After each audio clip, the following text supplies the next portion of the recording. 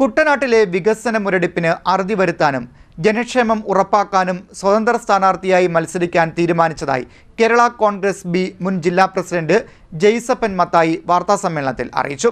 കുട്ടനാടിനെ വീണ്ടെടുക്കുകയാണ് ലക്ഷ്യമെന്നും ജെയ്സപ്പൻ പറഞ്ഞു. കുട്ടനാട്ടിലെ വികസന മുരടിപ്പിന് അറുതി വരുത്തുവാനും ജനക്ഷേമം ഉറപ്പാക്കുവാനും സ്വതന്ത്ര സ്ഥാനാർത്ഥിയായി മത്സരിക്കാൻ തീരുമാനിച്ചതായി കേരള കോൺഗ്രസ് ബി മുൻ ജില്ലാ പ്രസിഡന്റ് ജെയ്സപ്പൻ മത്തായി വാർത്താസമ്മേളനത്തിൽ അറിയിച്ചു. കേരള കോൺഗ്രസ് ബിയിൽ നിന്നും സാംസ്കാരിക വകുപ്പ്, Bharat Bhavan executive member, Alappuzha Vandanam medical college development committee അംഗത്വം തുടങ്ങിയ സ്ഥാനങ്ങൾ രാജിവെച്ചതായും അദ്ദേഹം പറഞ്ഞു. ശുദ്ധജലമില്ലായ്മ, പ്രളയ ദുരിതം, കർഷക ദുരിതം, വികസന മുരടിപ്പ് തുടങ്ങിയ പ്രശ്നങ്ങളിൽ നിന്ന് കുട്ടനാടിനെ വീണ്ടെടുക്കുകയാണ് ലക്ഷ്യമെന്നും ജെയ്സപ്പൻ വാർത്താസമ്മേളനത്തിൽ അറിയിച്ചു.